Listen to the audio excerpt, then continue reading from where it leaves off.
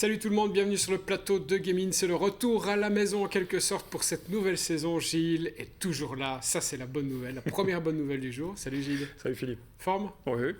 Ouais. Et toi? Très bien, globalement très bien. Deuxième bonne nouvelle, il y a toujours Jean-Pierre à la réalisation, mais Sergio nous a fait de nouveaux fonds que l'on voit blanc avec le logo gaming. La donc ça blancheur. fait exactement, voilà, vers plus de pureté dans le traitement de l'information et des jeux qu'on va vous présenter tout de suite parce que Gilles, le programme, il est chargé. On a fait une première sélection de tests et puis on vous parlera aussi de tout ce qu'on a vu passer et essayé. Effectivement. Et on commence tout de suite avec Ghost Recon Breakpoint.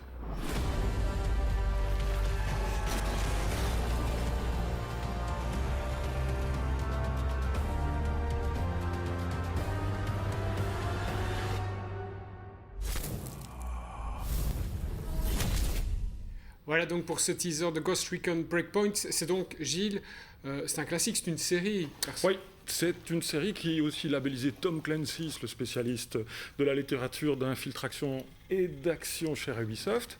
C'est le digne successeur de Wildlands, qui était un jeu en monde ouvert ou militarisé.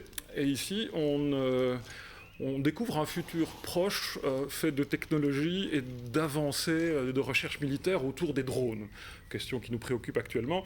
Et dans ce jeu-là, on voit un peu toutes les dérives qu'on pourrait obtenir s'il y avait des drones armés. Ça veut dire quoi ça? Les dérives, quelles dérives? Les dérives que si à un moment on va armer des drones on va s'en servir comme arme de guerre. Voilà. Donc ce jeu maintenant, il y a des missions à opérer sur différentes zones d'une carte, c'est oui, ça? c'est ça le plaisir. On commence le jeu, puisque j'ai dû le faire à chaque nouvelle version de la bêta fermée, bêta ouverte, et puis du test final. Le personnage qu'on va créer, homme ou femme, qu'on va labelliser à son goût ou à son effigie, c'est selon, survit au sortir d'un crash aérien et perd la moitié de ses hommes abattus par des drones justement qu'on ne sait pas piloter par qui. L'enquête se passe, on va découvrir une guérilla rebelle qui prend place sur cette île un peu exotique et il y a tout ce que Ubisoft a l'habitude de nous faire, de nous concocter, c'est-à-dire qu'on retrouve des mécaniques de jeu chez Assassin's Creed, à Far Cry. C'est un jeu de tir à la troisième personne, mais aussi avec des passages en visée selon les armes. Et il y a aussi du loot, comme on dit. Ça veut dire qu'on va avoir un personnage, il faut le faire augmenter de niveau, récolter de l'expérience, qui vont débloquer différents types de matériel. On va améliorer son matériel pour pouvoir accéder à des zones plus dangereuses. Ça qui est pas mal. Maintenant, c'est assez étonnant de voir, même si ça reste un des grands principes, la différence de façon de jouer, puisque je passais de la version Xbox One X à la version PC. Dans un jeu de tir pareil, je veux dire, par défaut, le mode standard, à la souris, c'est les doigts dans le nez pour aller neutraliser une menace à 300 mètres. Maintenant, au pad, la réactivité du pad étant moindre, le jeu est quand même beaucoup plus ardu. La bonne nouvelle, c'est qu'on n'est pas tout seul dans ce jeu, même si... sur les images, tu es tout seul. Oui, c'était sans doute dans la version qui est sortie depuis. On peut jouer en coopération, ce qui veut dire qu'on peut être épaulé par un joueur qui a plus d'expérience que soi, bénéficier du butin qu'il a, et ça donne une vraie dimension, parce que s'attaquer à une base militaire, la fleur au fusil, en disant « moi je suis Rambo, j'ai vu tous les films, ça va aller nickel », ça passe pas. Donc on a bien besoin d'être épaulé par quelqu'un qui va vous réanimer, hein Philippe? Oui, effectivement, ça c'est ma grande spécialité, pas de réanimer. Mais donc tu conseilles de jouer au PC, même si on peut passer de l'un à l'autre via l'abonnement Xbox. Les deux sont jouables. La seule chose, c'est qu'évidemment, au pad, on n'ira pas titiller le mode expert d'entrée de jeu parce que la visée est ce qu'elle est. Donc en mode PC, voilà. Là, on a une petite réunion à l'écran, on vient de le voir, pour ce Ghost Recon Breakpoint de la série des Tom Clancy. Ouais, ça reste une belle surprise. Voilà, il y a quand même pas mal de bugs, parce que c'est un jeu qui va être estimé sur la durée, mais pour moi, ça fonctionne très bien, et je l'ai préféré à Wildlands.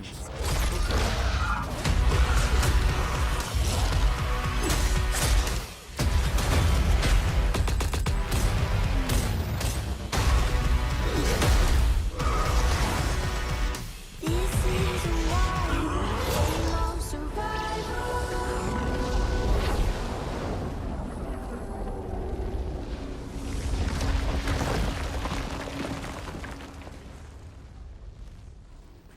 Voilà Gilles pour ce teaser de Gears 5. Là aussi, on parlait de série. C'est pas... Ouais. C'est un nom qu'on connaît. Oui, c'est un nom qu'on connaît. On le connaissait plus long. Il s'appelait Gears of War. Les développeurs ont dit, tout le monde l'appelle Gears. Pourquoi est-ce qu'on ne réduirait pas le nom à ce mot-là? Alors, c'est vrai que c'est un jeu qu'on doit à Microsoft, qu'ils avaient sorti en fer de lance de la console en 2005. C'était développé par Epic Games. Les 3 premiers volets, c'est important parce que depuis Epic est allé faire Fortnite et d'autres choses. Voilà, il y a eu une passation de pouvoir entre l'épisode 3 et l'épisode 4. On en parlait avec Pierre comme avec d'autres joueurs. C'était pas automatiquement... Il y avait du pour et du contre. Les développeurs de Coalition qui ont fait le 4. Ici, on sent qu'il y a eu plus de latitude. On découvre un Gears 5. Moi, j'ai vraiment bien aimé parce que ce mois-ci, il y avait énormément de jeux de tir, ce qui veut dire que je suis passé de Borderlands 3 à Tom Clancy's, à Ghost Recon, en passant par d'autres. Et quand je revenais sur Gears 5e du nom, il y avait chaque fois quand même cet effet cinématographique soigné, incroyable, tant sur Xbox, encore une fois, que sur PC. Et on découvre un jeu plus ouvert. Ça fait du bien, parce que Gears, jusqu'ici, c'était un petit peu des couloirs, aussi beau soit-il, avec des roulés-boulés, des coupés-roues, et j'avance, je me couvre, etc. Et ici, donc, rien que le fait par phase scénaristique, de faire une espèce... plus d'espace. Ouais, il y a un moment, il y a une ouverture sur une zone enneigée où on conduit une espèce de traîneau volant, de traîneau... oui, bref. Un traîneau, quoi. Un traîneau, et ça fait un bien fou parce qu'on sent enfin faire partie d'un monde et pas d'une avancée en couloir. On va voir le visuel, juste pour 2 mots sur ceux qui ne connaissent pas. Quel est le principe? Le principe, oui, Gears, c'est toujours un monde futuriste. Il y a des menaces extraterrestres, des sous-menaces. Et là, en fait, la menace, c'est un petit peu le pitch. Kate Diaz, l'héroïne qu'ici on contrôle, il semblerait, sans tout dévoiler, qu'elle ait un lien de filiation avec l'ennemi.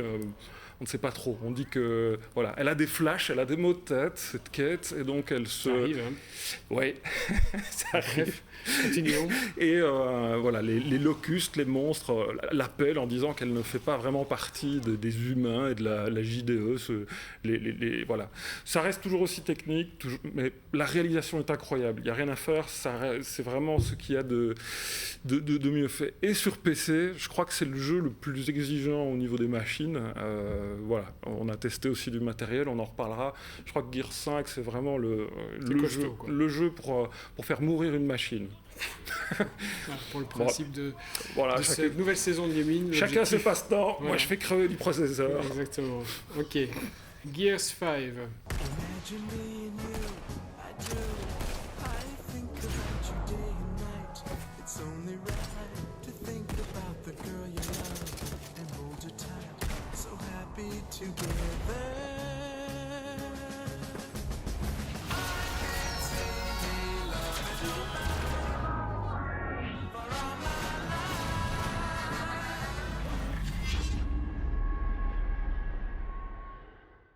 Alors de quoi s'agit-il, Gilles, avec ce Borderlands 3? Alors Borderlands, pour faire simple, c'est un peu un Mad Max post-apocalyptique où on choisit à nouveau une classe de personnages qui va devoir sauver la planète d'une menace.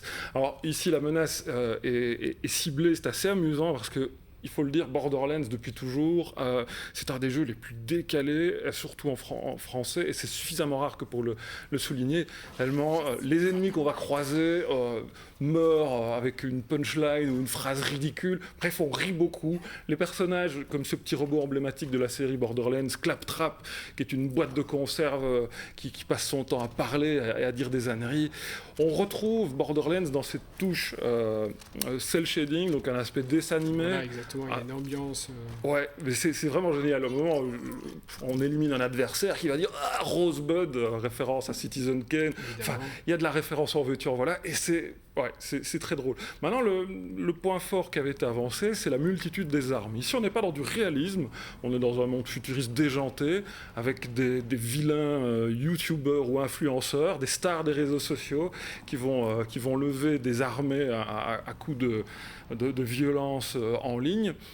C'est les armes. Il y en a un paquet, et elles sont toutes plus délirantes les unes que les autres. On a des armes, qui lancent des grenades, qui se transforment en balles, qui ricochent.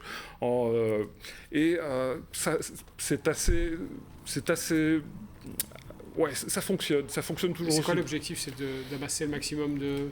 L'objectif, on rencontre une faction qui est présidée par une sirène. Alors les sirènes, elles n'ont pas des queues, elles ont des pouvoirs, c'est un mage. On va voyager dans la galaxie pour essayer de rétablir l'ordre entre différentes... manufacture d'armes qui se... Oh, ça a l'air compliqué ce truc, ce scénario. Bon. Non, mais t'as aimé Moi j'ai beaucoup aimé, voilà. Tu conseilles? Oui. C'est sur quoi? C'est du multiplateforme, c'est sur console comme sur PC. Et Borderlands, il y a une fluidité à l'écran qui est absolument géniale. Et voilà, la bonne dose d'humour avec une VF ultra soignée, c'est vraiment... C'est vraiment du très très bon travail. Bon, en tout cas, visuellement, ça tient la route, manifestement. Pour ce Borderlands 3 testé également.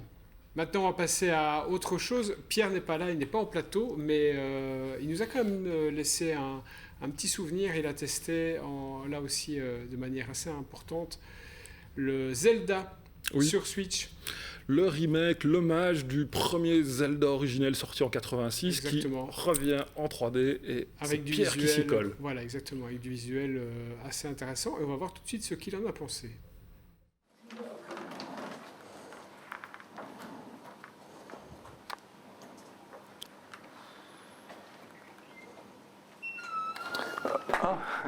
Gilles, Philippe, j'étais justement en train de finir 2, 3, 4 dossiers. Personne n'y croit. Hein. Bon bah, je vais vous parler d'un jeu alors.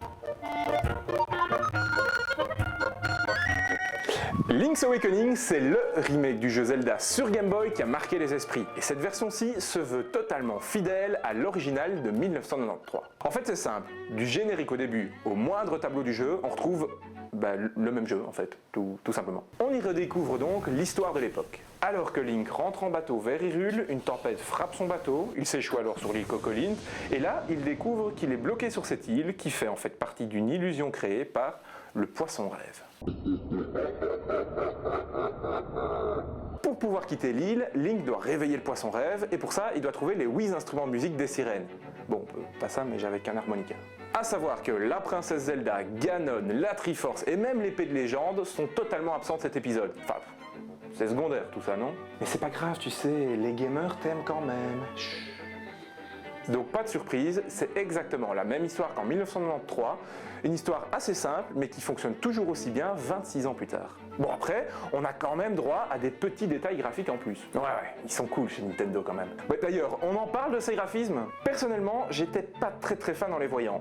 Par contre, on a un petit effet de flou sur les bords de l'écran et ça c'est sympa parce que ça permet au joueur de focaliser son attention sur l'action. Je peux tout à fait comprendre qu'on trouve ces graphismes jolis. Mais bon, de mon côté, je m'attendais pas du tout à ça. Je les trouve un poil trop enfantins, mais dès qu'on joue, même si on n'est pas adepte de ce look graphique, on l'oublie assez vite et on se laisse emporter par la musique et l'histoire. Au niveau du gameplay, on retrouve la recette gagnante. À chaque donjon, on trouve un nouvel objet qui apporte un élément de gameplay supplémentaire et comme d'habitude, c'est super bien foutu. Mais comme je l'ai déjà dit, ça reste le même jeu. Il est juste plus beau quoi, c'est le même. Mais bon, on se laisse totalement prendre par l'histoire. On se fait directement happer par la nostalgie, et si vous ne connaissez pas déjà l'histoire et que vous aimez les action RPG en 2D, ben normalement il n'y a pas de souci, ça va vous plaire. Par contre bon, la nostalgie elle a un prix, hein. On parle quand même d'un jeu qui est affiché au départ aux alentours des 50 €. Alors même si le résultat final est chouette, on s'amuse bien, tout ça, c'est quand même pas donné pour un remake. En résumé, si vous avez aimé le jeu original, si vous êtes friand de la série Zelda, ou si vous êtes fan d'action RPG en tout genre, ben allez-y, foncez, franchement, vous allez super bien vous amuser. Par contre, sinon, passez votre chemin.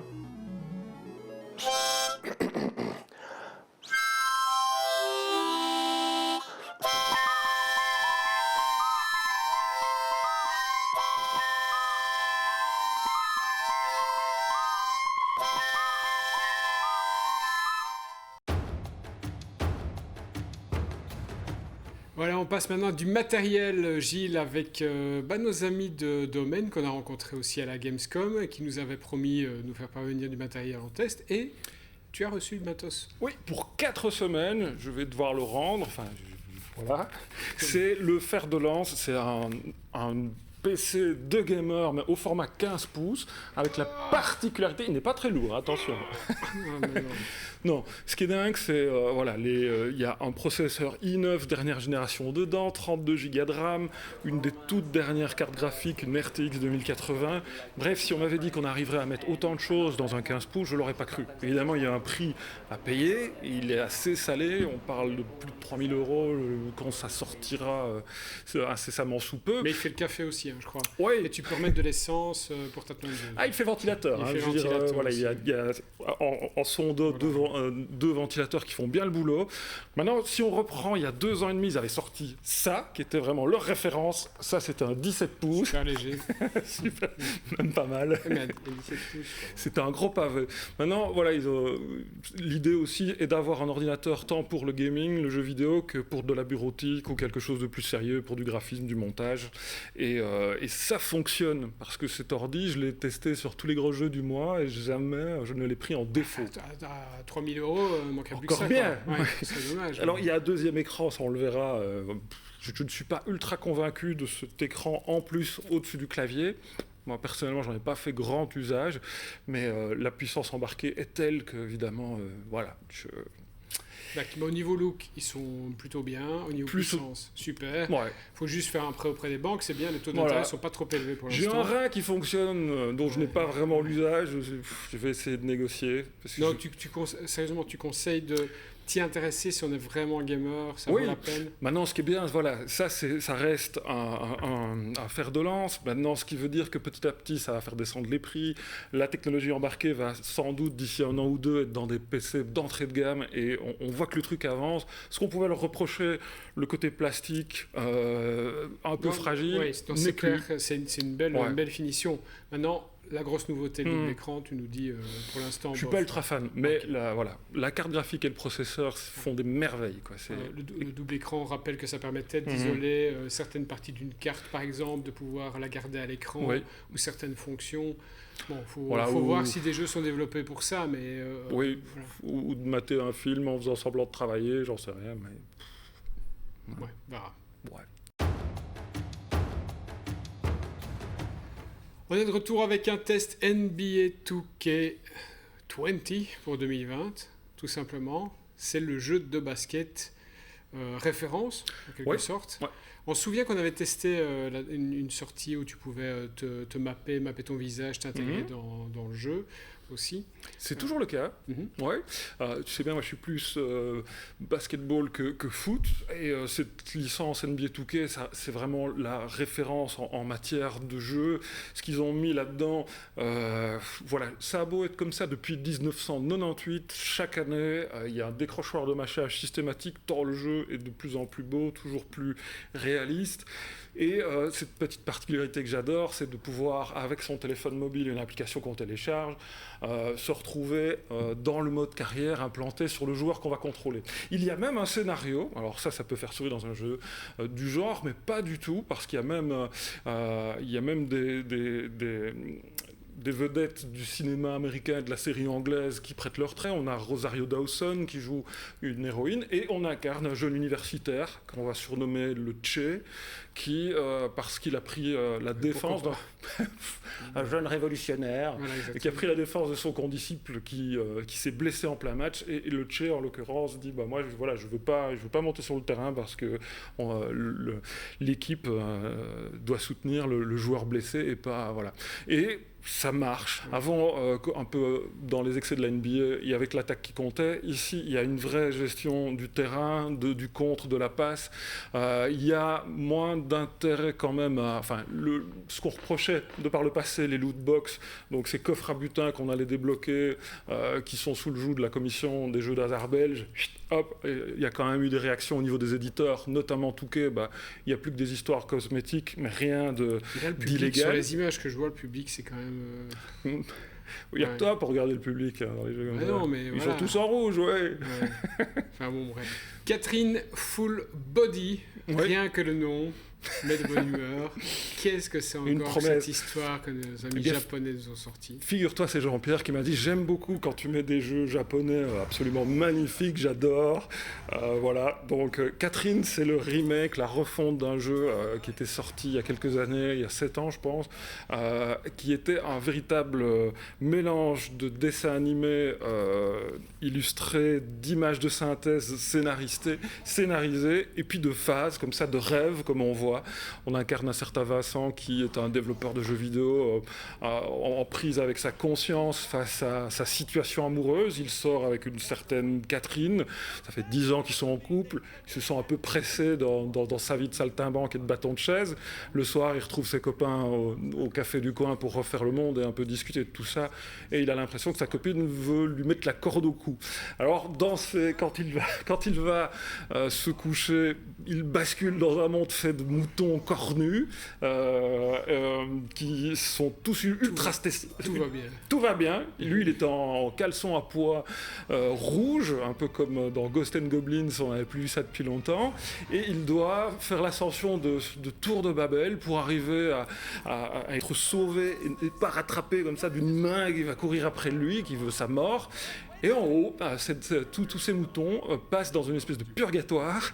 On va lui demander des questions existentielles comme « Le mariage est-il le début ou la fin de la vie ?» Dans les rencontres de cette semaine, il y avait aussi une rencontre avec un artiste qui est venu à la Haute École ici, il n'y a pas très longtemps, David Lévy. Et non des moindres, un concept artiste, donc vraiment cette phase de développement essentielle à la création d'un jeu, qui est tous les dessins préparatoires, et quelqu'un qui a travaillé aussi sur la saga Star Wars. Et donc, tout à fait, et sur Assassin's Creed aussi, et il explique tout ça au micro de Pierre de Villers. Ce que je dis toujours, c'est que les concept artistes sont engagés sur un projet pour économiser de l'argent. Parce que s'il n'y avait pas d'artistes sur un projet, ça coûterait beaucoup d'argent avant qu'on réussisse à avoir une image finie. Donc nous, on nous engage au début, parfois même pour vendre un projet, mais nous sommes l'étincelle du projet, c'est-à-dire qu'on crée l'image originelle, visuelle, de ce à quoi le projet final va ressembler, ce à quoi il va ressembler à la fin. Donc par exemple, si on vous dit je vais devoir faire un château, eh ben, c'est bien de l'avoir écrit en script, mais si on ne sait pas à quoi le château va ressembler, le tournage ne pourra jamais commencer. Donc on nous donne le script, on fait une illustration du château, et comme ça, le tournage peut être fait. Dans le jeu vidéo, en fait, c'est relativement similaire. Par exemple, j'ai travaillé sur un jeu vidéo qui s'appelle Assassin's Creed, qui a été fait à Montréal par la compagnie Ubisoft. Et pour ce projet-là, on m'a contacté au début, quand le script était commencé. On nous a demandé de transformer le script en images, des images qui, encore une fois, donneront le début d'impression pour le reste du jeu, quoi. Et après notre travail, il y a des gens comme des modeleurs 3D, il y a des gens comme des animateurs, il y a des gens comme des graphistes qui vont prendre notre travail et qui vont le transformer en quelque chose dans lequel le personnage peut évoluer. C'était intéressant parce qu'à l'époque, on ne savait pas si ça allait être un succès ou pas. On prenait des risques visuellement, le directeur artistique a pris des risques visuellement, et on ne savait pas si ça allait marcher. Il y a beaucoup de bleus, de couleurs très contrastées, qui étaient inhabituelles dans le jeu vidéo à l'époque. Et même le concept du jeu, de faire du parcours et de courir sur les murs, etc., c'était quelque chose de nouveau. Et on ne savait pas si le jeu allait avoir un succès ou allait être complètement abandonné par les acheteurs, quoi. Notre métier, quand nous créons des étincelles, quand je dis pour un projet, c'est de créer une émotion de base. C'est-à-dire que quand les gens voient notre image, voient le concept que l'on fait, même si c'est une peinture, même si c'est une esquisse très rapide, les gens ont tout de suite une émotion. Et à l'arrivée, il faut garder la même émotion jusqu'à la fin du projet. Quand le projet sort dans les magasins, il faut que quand les gens voient un poster du projet, par exemple le poster d'Assassin, il faut qu'ils ressentent tout de suite, de manière inconsciente évidemment, il faut qu'ils ressentent ce que le projet projette dans le regard du joueur, quoi. Voilà, très bonne idée de la Haute École de l'avoir fait venir, d'expliquer toute cette partie de son travail. C'est vraiment passionnant. Ah oui. essentiel et passionnant. Je vais tester ces ordinateurs chez moi, je vais les garder, très clairement. Voilà, c'est à moi maintenant, désormais. Et on se retrouve de toute façon le mois prochain avec de nouvelles sorties. Il y a déjà du lourd. Last of Us, c'est pas très bientôt. Pas tout de suite. On aura peut-être en exclusivité le très attendu Death Stranding, parce que j'ai reçu un petit mail de Sony PlayStation. Les développeurs ont dit qu'ils aimeraient que les journalistes aient fini le jeu avant qu'il sorte pour pouvoir en parler en bonnes conditions. Donc, parfait. Plein de raisons de se retrouver très bientôt sur RTC, sur notre site web, sur la page Facebook évidemment. Merci Gilles. Avec plaisir. Merci à Pierre, merci à Jean-Pierre, merci à toutes les équipes évidemment. Merci à vous d'avoir été là. Ciao.